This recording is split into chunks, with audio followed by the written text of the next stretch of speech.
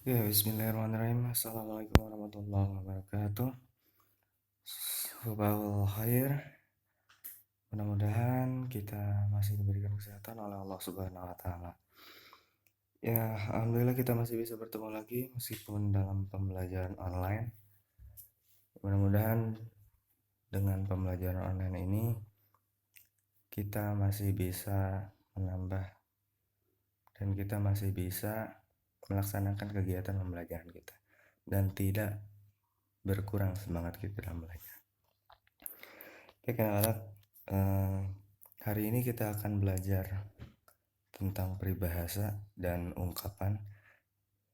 Nah, di sini mungkin kalian kemarin sudah mempelajari tentang peribahasa ya. Jadi peribahasa itu adalah kelompok kata atau kalimat yang menyatakan suatu maksud atau yang menceritakan suatu kejadian, keadaan seseorang, atau hal-hal yang mengungkapkan kelakuan, perbuatan, atau hal mengenai diri seseorang. Nah, dalam peribahasa ini ya, mencangkup ungkapan, pepatah, atau perumpamaan, ibarat, dan tamsil. Jadi kalau peribahasa ini dia lebih luas dan lebih kaya kata-katanya atau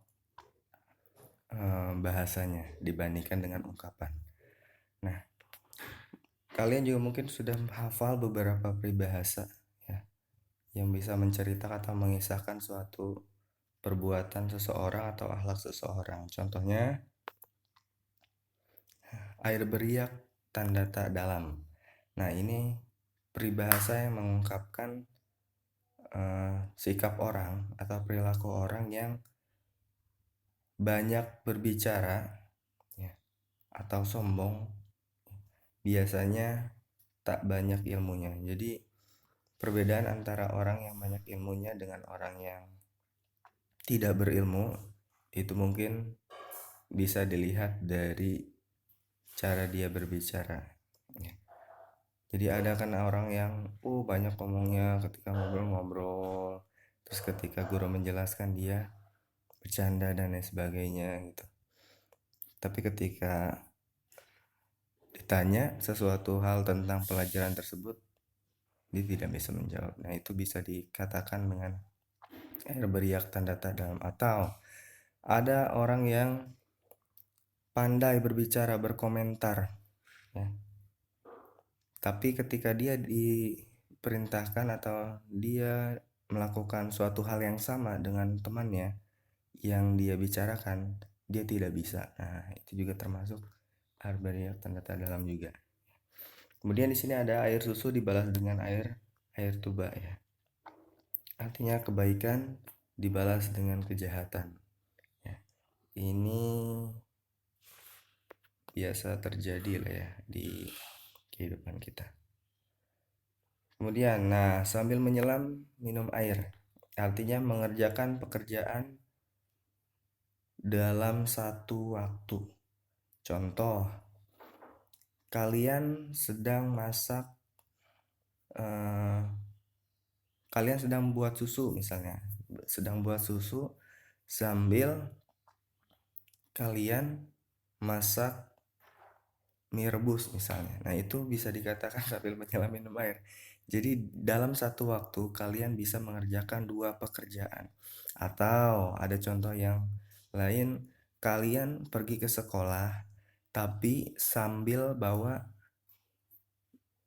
barang dagangan ibu. Nah, tapi kan kalau di sekolah kita nggak boleh dagang ya di sekolah mah. Ini mah untuk contoh saja. Jadi dia mengerjakan dua pekerjaan, dia belajar juga di sekolah, kemudian dia juga menyambi berjualan ya, membantu orang tuanya.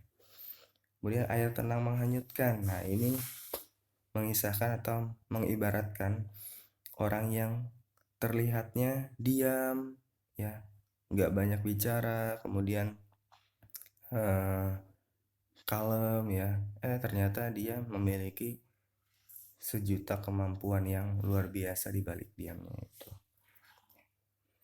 Nah, bagai air di daun talas. Ini mengibaratkan orang yang tidak punya pendirian. Diajak temannya, besok aku mah gak mentoring lah, aku mau ikut lomba ini aja, futsal aja. Kok kamu emang yang ikut banyak kan? Iya banyak kan. Ah ya udahlah, aku juga nggak mau jadi mentoring. Aku mau ikut main futsal aja. Nah ini juga bisa dikisahkan atau bisa diperumpamakan orang yang seperti air di daun talas. Ya, bagai air di daun talas, dia tidak punya pendirian yang kuat. Jadi mudah untuk dipengaruhi. Ya ini nggak baik kalau kayak gini. Kalian harus berpegang dengan prinsip kalian sendiri. Apalagi ketika prinsip itu adalah prinsip tentang kebaikan, tentang hal yang baik-baik. Kemudian ada asap, ada api, ya. Ada sebab, ada akibat. Nah, ini yang peribahasa yang peribahasa yang digunakan untuk mengungkapkan memperumpamakan, ya, mengumpamakan suatu kejadian, ya. Segala sesuatu pasti ada sebabnya. Ini makanya ada asap, ada api. Nggak bakal ada asap kan kalau nggak ada apinya, gitu. Contohnya ya mungkin kalian dihukum atau kalian mendapatkan hadiah, itu kan pasti ada sebabnya. Kalian mendapat hukuman pasti ada sebabnya. Kalian juga mendapatkan hadiah juga pasti ada sebabnya. Nah ini juga bisa digunakan di peribahasa ada asap, ada api.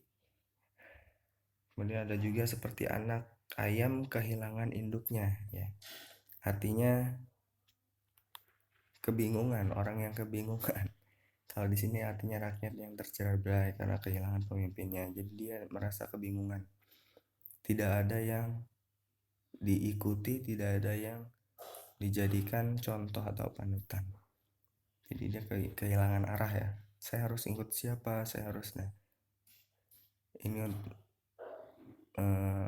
peribahasa yang digunakan untuk kisah yang seperti itu. Untuk mengisahkan yang seperti itu.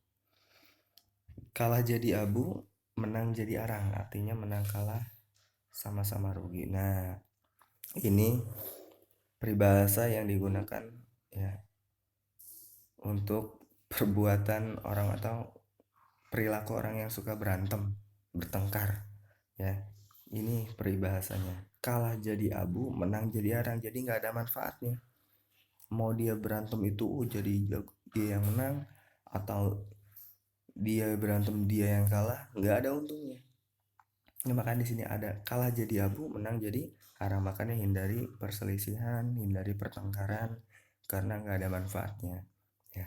Kalau berkata peribahasa kalah jadi abu, menang jadi arang, jadi nggak ada manfaatnya.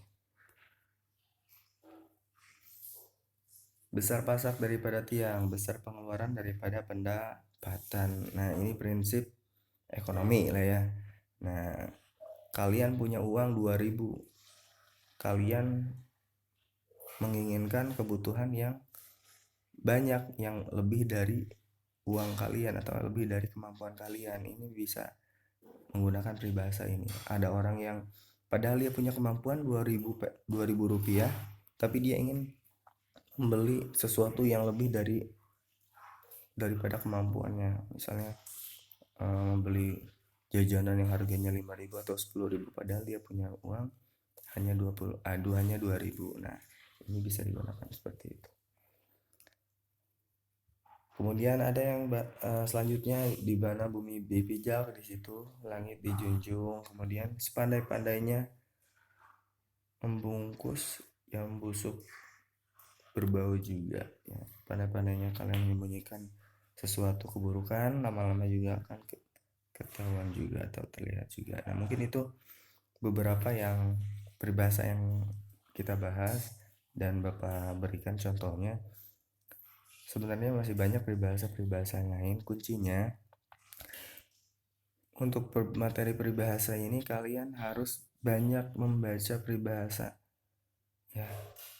Banyak ini hafalan sih sebenarnya. Jadi kalian harus banyak-banyak belajar membaca peribahasa, karena di ujian nasional atau ujian sekolah juga itu biasa sering digunakan untuk soal tes ya. Jadi banyak-banyak baca ya, jangan malas untuk membaca, karena kalian malas baca nanti kalian nggak akan mendapatkan ilmunya ya. Mungkin itu saja dari Bapak. Nanti untuk ungkapan nanti akan kita bahas selanjutnya. Oke, sekian dan terima kasih. Mohon maaf atas segala kekurangan. Jika ada yang ingin ditanyakan, silahkan bisa bertanya langsung kepada Bapak melalui via chat. Oke, assalamualaikum warahmatullahi wabarakatuh.